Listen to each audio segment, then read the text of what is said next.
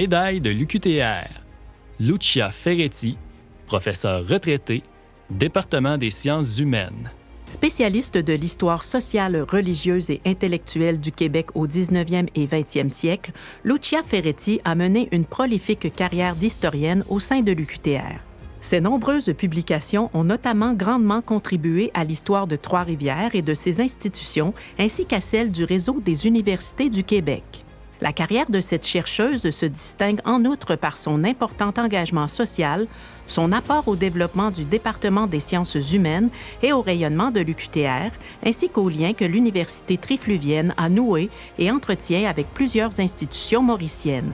Témoignant de la reconnaissance de ses pairs, Lucia Ferretti a reçu le prix Gérard Parizeau en 2011 et le prix d'excellence en recherche de l'UQTR en 2013.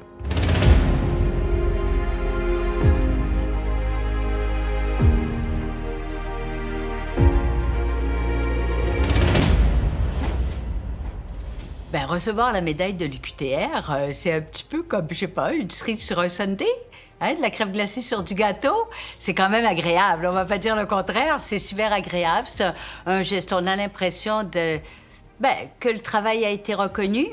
Mais ce que je voudrais quand même dire, sans commencer la litanie de tout le monde qu'il faudrait que je remercie, il reste que d'abord et avant tout, j'ai été embauchée à l'UQTR, moi, en 1998, grâce à Jean Roy, puis à l'équipe des profs qui étaient là à ce moment-là. Puis ce que je peux dire, puis ça, c'est l'entière vérité, du 1er août 98 jusqu'au 31 décembre 2023 que j'ai pris ma retraite, il n'y a pas une journée où je me suis pas dit, mon Dieu, quelle chance que j'ai eue d'être embauchée à l'UQTR. Puis je pense que la source de ma motivation pour me donner à mon travail, ça a été ma gratitude pour l'UQTR, puis de vouloir, dans le fond, rendre leur histoire aux Québécois. C'est mes deux motivations, puis la médaille vient reconnaître ça. Alors, évidemment, merci à tous les gens que j'ai côtoyés à l'UQTR en 25 ans. Je les ai remerciés un par un avant de partir. Mais moi, j'avais 12 ans quand j'ai su que je voudrais être historienne. Puis il y a plein d'affaires qui m'intéressent dans la vie, mais c'est sûr que je savais que je voulais être historienne, justement parce que je pense que le Québec a vraiment besoin de sa mémoire. C'est une question existentielle pour le Québec de se souvenir qu'on a 450, 500 ans d'histoire avec les Autochtones plus, mais qu'on forme une société vraiment différente en Amérique du Nord. Puis si la diversité de l'humanité, c'est important de conserver une société comme la nôtre, c'est important pour nous-mêmes, mais à l'échelle aussi de la planète.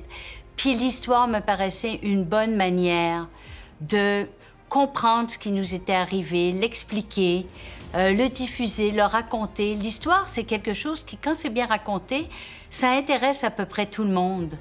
Puis tout le monde a sa propre histoire à rentrer dans une grande histoire. Fait que, je sais pas, pour moi, c'était clair que ça allait être historienne. Ce qui me rend vraiment fière, c'est jusqu'à un certain point de ne pas avoir perdu mes illusions. Même si je me dis que c'est peut-être des illusions. Puis mon illusion, c'est que dans le fond, j'ai voulu travailler pour que ça soit utile à nos étudiants, bien sûr, mais pour que ça soit utile aussi, on va dire, aux Québécois en général. Parce qu'il y a d'autres nations qui ont plus d'outils pour se rappeler qu'elles existent, pour savoir qu'elles ont le droit d'exister, pour être ce qu'elles sont. Tu sais, il y a des monuments, il y a des institutions, il y a une mémoire collective organisée, il y a des équipes sportives, il y a ci, il y a ça. Bon, au Québec, on n'a pas tout ça.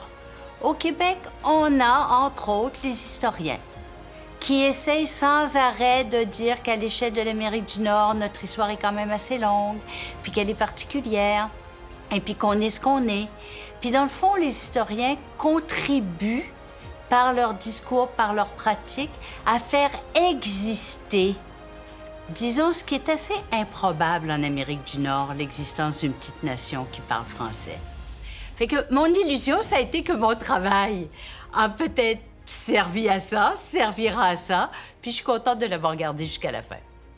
Ben, j'ai été heureuse, 25 ans ici. J'ai été heureuse un peu grâce à moi, mais j'ai été heureuse beaucoup, beaucoup grâce à tout le monde ici. Alors, c'est vraiment un merci très senti à toute la communauté en 25 ans parce que c'est un bon milieu, l'UQTR.